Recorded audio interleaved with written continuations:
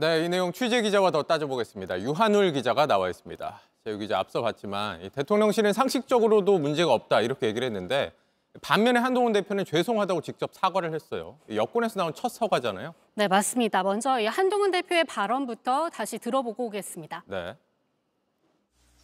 집권 여당의 대표로서 죄송하고 문제를 해결해야 한다는 무한한 책임감을 느낍니다.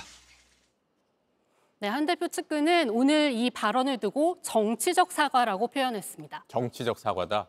무슨 얘기입니까? 정치적 사과라는 게? 네, 한 대표 측은 이 명태균 씨 논란과는 직접 상관이 없습니다. 따라서 한 대표로서는 사과할 이유가 없는 셈인데요. 그럼에도 불구하고 여권에서 벌어진 일로 이 국민들이 걱정을 하고 있으니까 정치적, 도의적으로 사과를 했다는 겁니다.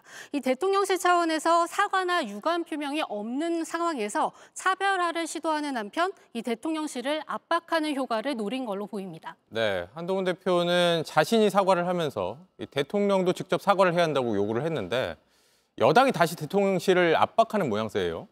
네, 맞습니다. 이 한 대표가 7월 23일 대표로 선출됐습니다. 그 뒤로 거의 한 달에 한 번꼴로 이런 모습이 나오고 있는데요. 네. 이 뒤를 좀 보시면 취임한 지 한 달이 채 되지 않아서 한 대표는 김경수 전 지사 복권을 반대하는 목소리를 냈습니다.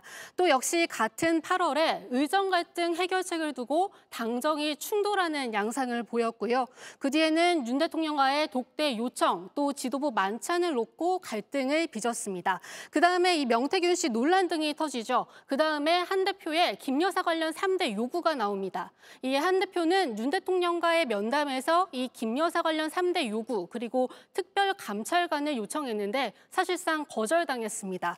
그리고 이번엔 한 걸음 더 나가서 윤 대통령에게 직접 대국민 사과와 국정쇄신을 강하게 요구하고 나선 겁니다. 네, 이렇게 쭉 정리하고 보니까 수위가 갈수록 올라가는 게 눈에 보이는 것 같기도 하는데 이 야권에서는 이 정도면 사실상 손절 아니냐 이런 얘기도 나오더군요.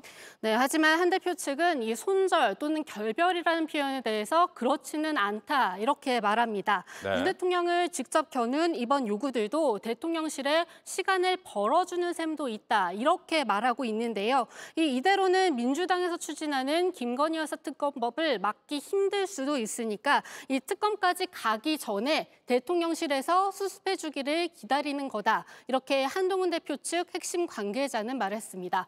그리고 이 위의 발언을 좀 보시더라도요. 이 여당 내에서 김 여사 특검에 대해선 매우 부정적인 입장이고 한 대표도 반대하는 입장을 보이고 있습니다.